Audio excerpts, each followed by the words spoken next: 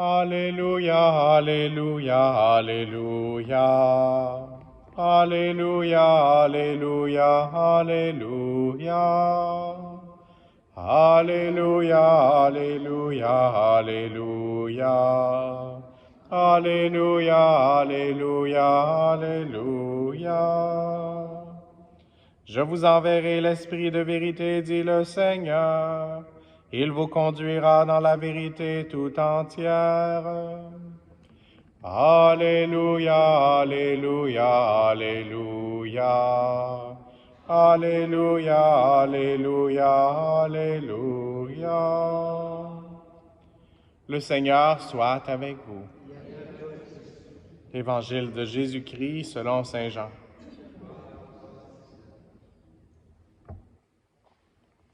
En ce temps-là, Jésus venait de dire à Pierre, « Suis-moi ». S'étant retourné, Pierre aperçoit, marchant à leur suite, le disciple que Jésus aimait.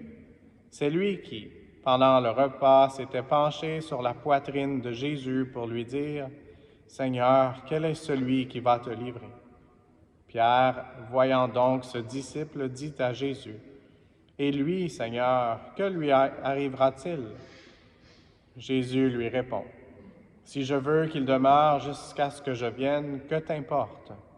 Toi, suis-moi. » Le bruit courut donc parmi les frères que ce disciple ne mourrait pas.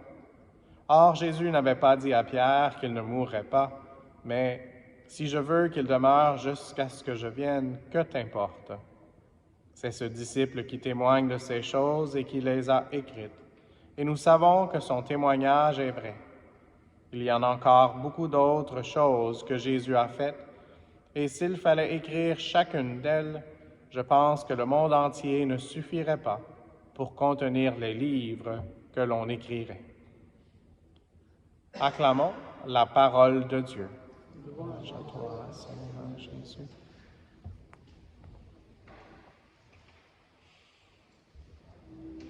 On vient d'entendre l'Évangile qui est la conclusion de l'Évangile selon saint Jean. Donc on est juste vers la fin de cette saison de Pâques, la saison liturgique, et puis avec la belle fête de Pentecôte qui est à nos pieds. Donc demandons au Seigneur de nous aider à nous préparer aujourd'hui. Aujourd'hui, c'est encore cette conversation de Jésus avec Saint Pierre. Et cette fois-ci, c'est au sujet de quelqu'un d'autre. C'est au sujet pas seulement de Saint Pierre, mais aussi de Saint Jean. Et puis, d'une certaine façon, avec ces paroles que Jésus dit, si je veux telle affaire, que t'importe?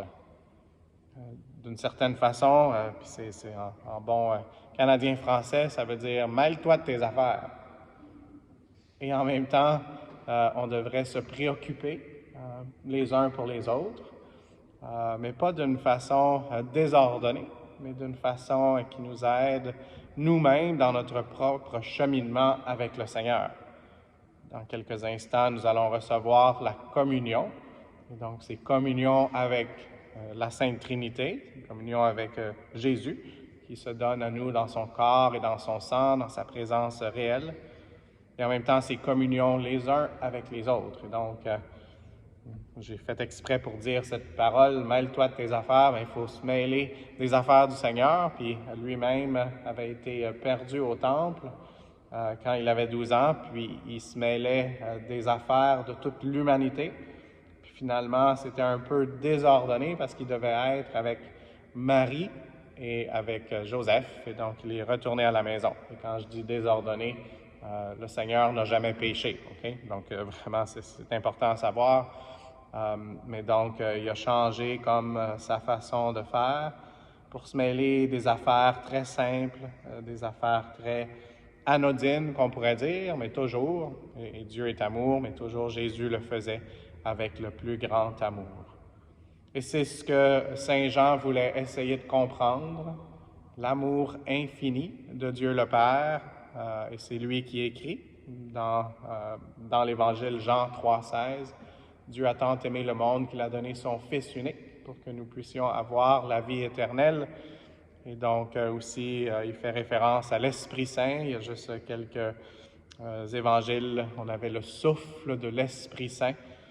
Et donc, demandons l'exemple et de Pierre qui pose des questions et l'exemple de Jean qui essaye d'écouter jusqu'au battement de cœur de Jésus. Demandons au Seigneur de nous aider à nous unir les uns les autres, mais surtout avec lui, qui va créer ce sens de communion dont nous avons tellement besoin dans le monde. On a besoin de paix, on a besoin de joie, on a besoin d'amour. Et c'est à l'amour qu'on a les uns pour les autres que nous serons reconnus comme les disciples. Et la seule façon dont on peut faire ça, c'est vraiment de nous connecter avec le cœur tout aimant de Jésus-Christ, comme essayait de le faire Saint Jean. Et puis, je veux juste faire aussi une allusion à quelque chose qu'on va dire dans quelques instants. Prions ensemble au moment d'offrir le sacrifice de toute l'Église. Et donc, j'ai mis l'emphase sur le mot « ensemble ». Et c'est quoi la réponse? Pour la gloire de Dieu et le salut du monde. Et donc, ça, c'est juste avant d'entrer dans la préface eucharistique et la prière eucharistique. Et donc, ce sont des mots importants. Tous les mots de la messe sont importants, mais ceux-là sont dans un moment charnière. Et puis, d'une certaine façon, à cette question « que t'importe ?» ce qui devrait nous importer, c'est la gloire de Dieu et le salut du monde. Et puis ça, c'est ce qu'on dit en français depuis Vatican II. Et maintenant, il y a une autre option que j'aimerais partager aujourd'hui. On va dire celle à laquelle on est le plus familier aujourd'hui, mais juste encore pour voir qu'on doit être les uns avec les autres, unis dans ce sacrifice, et que c'est le Seigneur Jésus qui, en étendant ses bras sur la croix, voulait réunir toute la famille humaine, pas seulement ici sur la terre, mais pour l'éternité, dans le ciel, dans la nouvelle Jérusalem. Et donc, l'autre option qu'on aurait dans ce moment charnière, avant de recevoir et de contempler la chair et le sang du Christ, ça se lit comme suit. Priez, frères et sœurs, que mon sacrifice, qui est aussi le vôtre, dans un sens c'est ensemble, soit agréable à Dieu le Père Tout-Puissant. Et la réponse est que le Seigneur reçoive de vos mains ce sacrifice à la louange et à la gloire de son nom, pour notre bien et celui de toute l'Église. Et encore une fois, c'est quoi le bien? C'est pouvoir avoir la béatitude éternelle avec le Seigneur. Donc, prions ensemble les uns les autres pour pouvoir participer et manifester, recevoir, adorer. Aujourd'hui, on va avoir un temps d'adoration, adorer la gloire de Jésus-Christ, notre Roi, et aussi la recevoir tellement en nous qu'on puisse la manifester aux personnes qui en ont le plus besoin. Et Maman Marie, aide-nous à continuer comme tu l'as fait toujours, à dire oui au plan que le Seigneur a pour nous et à continuer un pas à la fois au rythme du Seigneur, même si Pierre et Jean ne couraient pas toujours à la même vitesse. Ils essayaient, surtout le disciple bien-aimé, d'écouter la voix du Seigneur, comme toi tu le faisais, Maman Marie, et en méditant ces choses dans son cœur. Donc, aide-nous à dire oui et à sentir cet amour d'être les disciples bien-aimés. Amen.